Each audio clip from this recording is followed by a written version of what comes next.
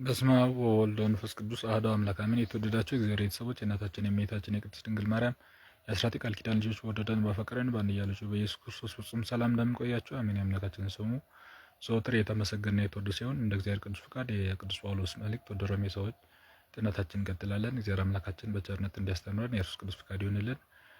ከዚህ በፊት ምዕራፍ 5 ድረስ ያለውን ተመልክተናል። ዛሬ እግዚአብሔር ቢፈቅድ ምዕራፍ 6 እና 7ን በአንድ ላይ እንመለከታለን። እግዚአብሔር በቸርነት እንዲያስተምረን የኢየሱስ ቅዱስ ፈቃድ ይሁንልን።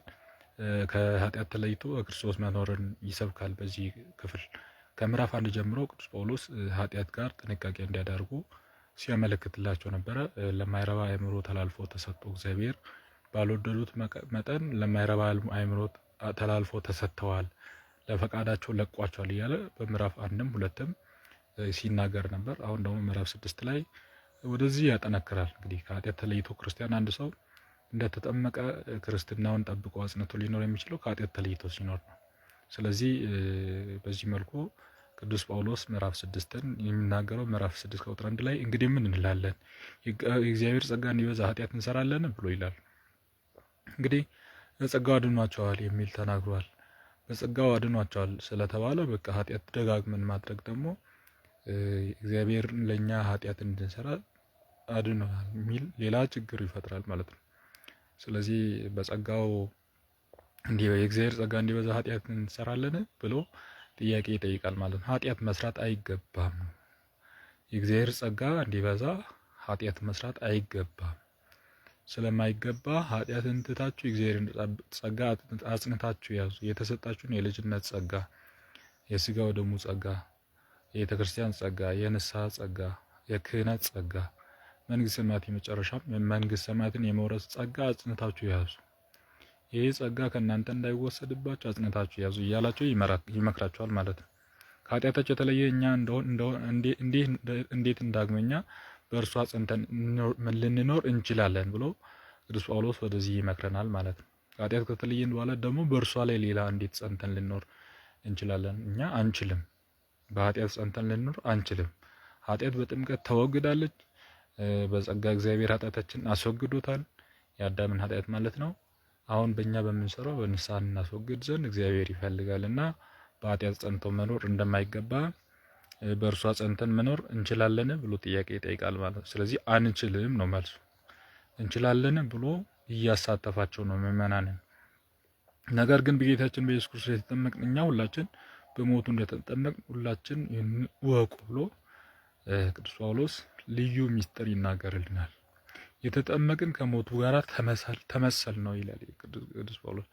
ጌታችን ከሞቱ ጋር ነው የተመሰል ነው ማለት እኛ ቤተክርስቲያን እንግዲህ ጥምቀቱ ስርዓት በጥንት የነበረውም ውሃ ላይ ባልዲ ከፍ ያለ ባልዲ ላይ ባለበት ላይ ነው ሆነ ያለበት። ህፃኑ አንዴ ዝቅ ሲል ትልቅ ሲል ልክ የሞቱ ምሳሌ ሲነሳ የትንሳኤ ምሳሌ እና የተጠመቅን እኛ ሁላችንም በሞቱ እንደተጠመቅ ሁላችን ይህን እወቁ ብሎ ቅዱስ ጳውሎስ ይነግራል ማለት ነው። ከክርስቶስ ሞቱ ጋር ነው የተባበር ነው በጥምቀት ጊዜ። ከክርስቶስ ጋር የሞተ ሰው ደግሞ ለኃጢአት አይነሳ። ለኃጢአት የሞተ ነው። ከክርስቶስ ጋር የሞተ ሰው ለኃጢአት የሞተ ነው። ስለዚህ ከክርስቶስ ጋር በጥምቀት ሞታችኋል፣ ከእርሱም ጋር ትነሳላችሁ ብሎ ይቀጥላል። ቀጥሎ እንዲህ ይላል፣ በአባቱ ጌትነት ከሙታን እንደተነሳ እኛም ደግሞ እንደርሱ በአዲስ ሕይወት እንኖራለን። እርሱ ሞቶ አልቀረም። እኛም ሞተን ከሞቱ ጋር ስንጠመቅ ከሞቱ ጋር እንደተመሳሰልን ከክርስቶስ ከትንሣኤውም ጋር እንመሳሰላለን።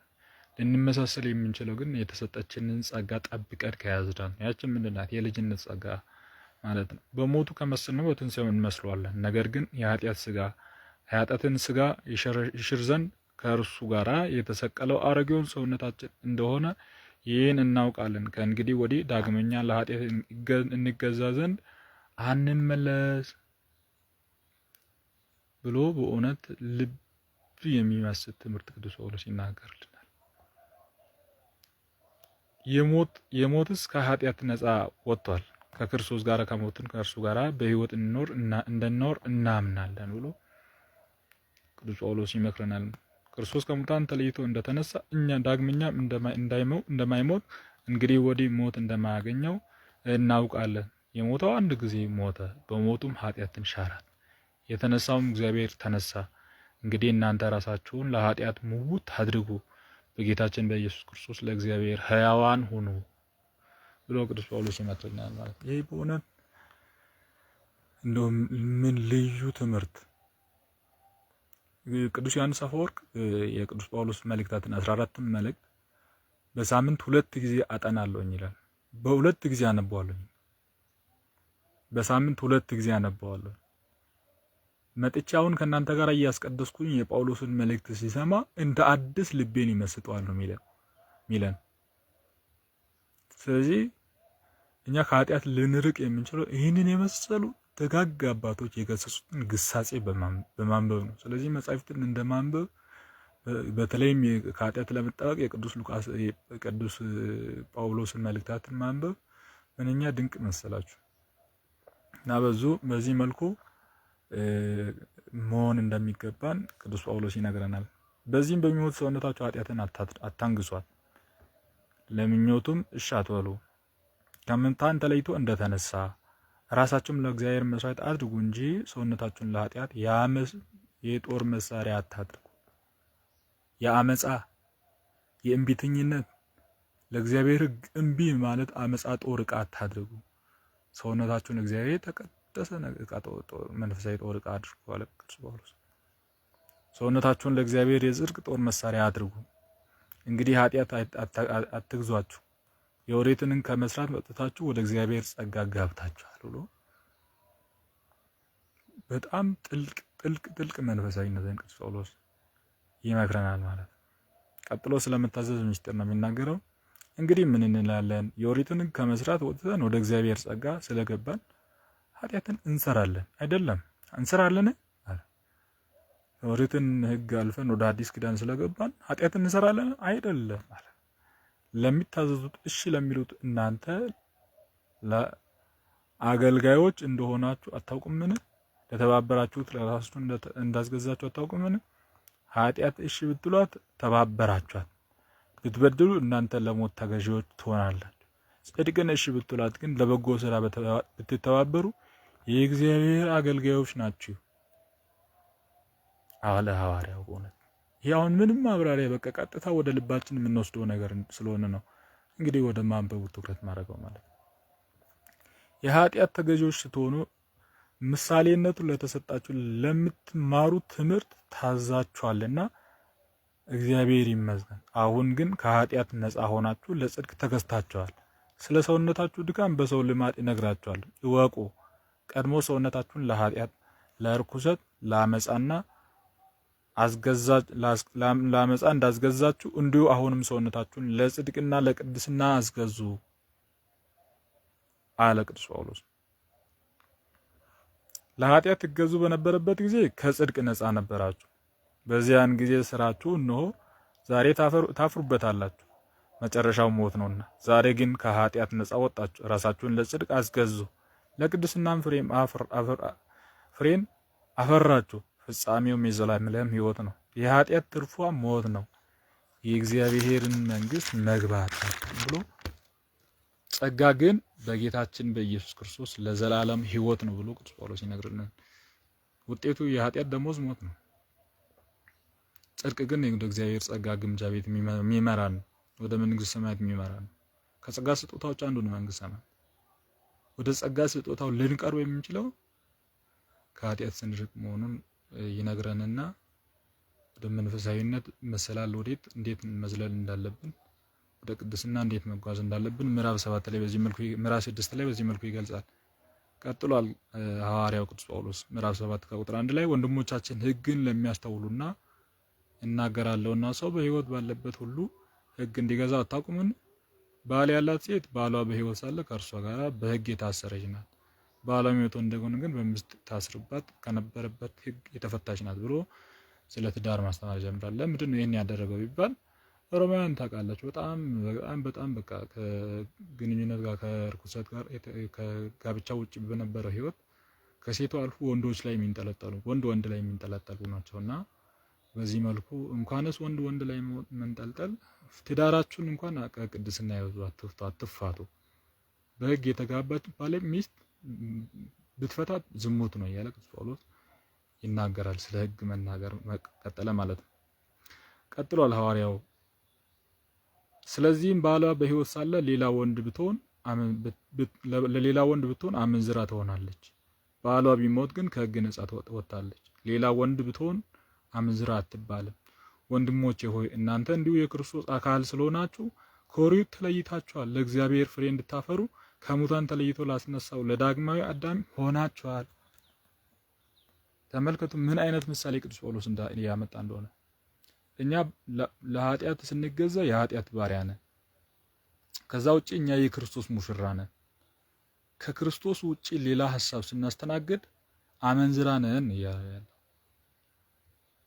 ልክ በሕግ የታሰረች ሴት ከባሏ ውጪ ስትሄድ አመንዝራ እንደምትሆን ከቤተ ክርስቲያን ሕግ ከመጻሕፍት ሕግ ውጪ ስንሆን በክርስቶስ ላይ ሌላ ወንድ አመነዘርንበት ማለት ወደ ሌላ ወንድ ሙሽርነታችንን ትተናል ማለት።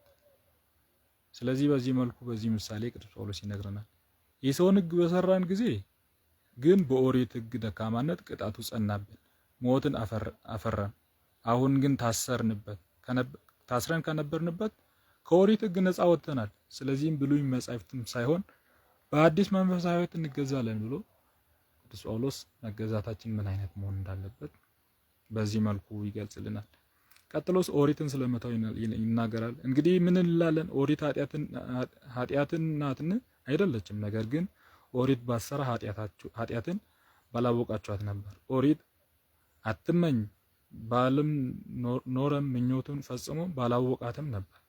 ያችም ትእዛዝ ለኃጢአት ምክንያት ሆነች፣ ምኞትም ሁሉ አመጣችበት። ቀድሞ ግን ኦሪት ሳትሰራ ኃጢአት ሙት ነበረች።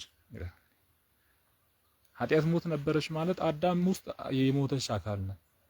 አዳም ግን እንድትነሳ ከሙት መካከል እንድትነሳ ማድረግ ይችል ነበር እና አደረገ። ይሄ መብት ነበረው እና ሰውነቱን ለኃጢአት አስገዛ ቅዱስ ጳውሎስ ይላል። የኦሪት ትእዛዝ በመጣች ጊዜ ኃጢአትን ሕይወትን አገኘች። እኔ ግን ሞትኩ፣ ለሕይወትም የተሰራችልኝ ይቺ ሕግ ለሞት ሆናለች እና ኃጢአት በዚያች ትእዛዝ ምክንያት አሳተችኝና በእርሷም ገደለችኝ። አሁንም ቢሆን ኦሪት ቅድስት ናት፣ ትእዛዟም ቅዱስ ነውና እውነት ነው፣ መልካምም ነው፣ በረከትም ነው። እንግዲህ ያ መልካም ነው ብዬ የማስበው ነገር በውኑ አጥፊ ሆነኝ እላለሁ ብሎ ቅዱስ ጳውሎስ ይናገራል።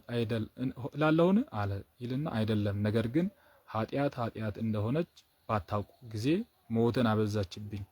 ከዚያም ትእዛዝ የተነሳ ኃጢአተኛ እንድወድቅ ኃጢአትም ተለይታ እንድታወቅ ኦሪት መልካምንም ከክፉ ልትለይ ተሰርታለች ብሎ ቅዱስ ጳውሎስ ብሉይ ኪዳን ሕግ የተሰጠበትን ታሪክ ያብራራል ማለት ነው። በፊት ሕግ ባልተሰጠበት በሕግ ልቦና በነበረበት ጊዜ አዳም ኃጢአትን ገንዘብ አደረጋት። ኃጢአት ባልመሰለው ሁኔታ ማለት ነው። ባልመሰለው ሁኔታ ከታዘዙ ውጭ የሆነ በሔዋን በኩል የመጣውን ነገር መቋቋም አቃተው። በሰይጣን በኩል የመጣውን ተቋቁሞ ልኮ ነበር። ከጎኑ ከተፈጠረች ከሔዋን በኩል ሲሆን ግን መቋቋም አቃተው። ከዚህ በኋላ ወደ ትእዛዛት መጣ ማለት የሰው ልጅ ትእዛዝ የሚያስፈልገው ሆነ። ከዚህ በኋላ ግን ትእዛዛትን የሰው ልጅ ቢፈጽምም ከገነት ሊገባ የማይችል ሆነ። አሁን ግን ትእዛዛትን ብንጠብቅ ብንፈጽም መንግስተ ሰማያትን መግባት እንችላለን እያለ ቅዱስ ጳውሎስ ይመክራል። ቀጥቶ ስለ መንፈሳዊ ሕግ ይናገራል። ምዕራፍ 7 ከቁጥር 14 ላይ የኦሪት ሕግ መንፈሳዊ እንደሆነ እናውቃለን፣ እኔ ግን ለኃጢአት የተሸጥኩ ስጋዊ ነኝ ይላል። የማደርገውን አላውቅም፣ የሚወደውን ያን ምንም አላደርገውም እና ይላል ቅዱስ ጳውሎስ። እውነት ነው። እኛ አሁን የምንወደውን አናደርግም፣ የምንመኘውን እንደዚህ ብንሆን ብለን የምንመኘውን አናደርግም። ማልወደውን ግን አደርጋለሁ ይላል ቀጥሎ ቅዱስ ጳውሎስ። ማልወደውን ግን አደርጋለሁ። ለኃጢአት ከተገዛዝ ከሆነት ከዚህ ማን ያነጻኛል ያወጣኛል ብሎ ይናገራል። ስለዚህ በየደቂቃው በየቅስፈቱ ራሳችንን እየወቀስን እንድንኖር ሐዋርያው ይነግረናል። ለምን ቢባል ሐዋርያው ሶስተኛ ሰማይ ድረስ የተነጠቀ ነው። ይህን ያክል እሱ ስለ ነፍሱ የሚጠነቀቅ ከሆነ እኛም በየአገባባችን በየአወጣጣችን ልንጠነቀቅ ይገባል ማለት ነው። የማልወደውን የምሰራ ከሆን ግን የኦሪት ሕግ መስራት ለበጎ እንደሆነ ምስክር እኔ ነኝ። እንግዲህ በእኔ ላይ ያደረች ኃጢአት ናት እንጂ ያን የማደርገው እኔ አይደለሁም። በእኔ ማለት በስጋዬ መልካም ነገር እንደማይኖር አውቃለሁ። መልካም ስራ ለመስራት መሻቱስ በእኔ ዘንድ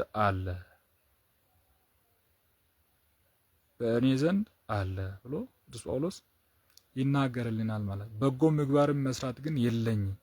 ያን የምወደውን በጎ ነገር የማደርገው አይደለሁም፣ ነገር ግን ያን የምጠላውን ክፉን አደርጋለሁ። የማልወደው የሚሰራ ከሆነ የምሰራው እኔ አይደለሁም፣ በእኔ ላይ ያደረች ኃጢአት ናት እንጂ። መልካም ስራ እንድሰራ የፈቀደኝ ያንን ሕግ በእርሱ ክፉ ነገር አምጥቶብኝ አገኘሁት። በልቦናዬ ውስጥም ያለ እግዚአብሔር ሕግ መልካም ነው፣ ያለ የእግዚአብሔር ሕግ መልካም ነው። ነገር ግን በሰውነቴ ውስጥ ያለውን ሌላ ኃጢአት ግን ሕግ እመለከታለሁ። በልቦናዬ ውስጥም ካለው ከእግዚአብሔር ሕግ ጋር ተሰልፈው ተዋጉ። በሰውነቴ ውስጥ ያለው ያ የኃጢአት ሕግም በረታ፣ ወደ እርሱም ማረከኝ። እኔ ምንኛ ወራዳ ሰው ነኝ! ከዚህ ሟች ሰውነቴ ማን ባዳነኝ? በጌታችን በኢየሱስ ክርስቶስ እግዚአብሔር ይመስገን። እኔ በልቤ ለእግዚአብሔርን ሕግ እገዛለሁ፣ በስጋዬ ግን ለኃጢአት ሕግ እገዛለሁ ብሎ ቅዱስ ጳውሎስ ራሳችንን የምንመለከትበትን መነጽር ነው የሰጠን። መነጽር እርግጥ ነው ወደ ውጭ ነው የሚያሳየው፣ መስተዋት ነው የሰጠን እና ራሳችን እንድንመለከት ፈጣሪ በቸርነት ይርዳን። ያስተማረን፣ የመከረን፣ የገሰጸን የቅዱሳን አምላክ ስሙ ዘወትር የተመሰገነ የተወደሰ ይሁን። ወስብሐት ለእግዚአብሔር።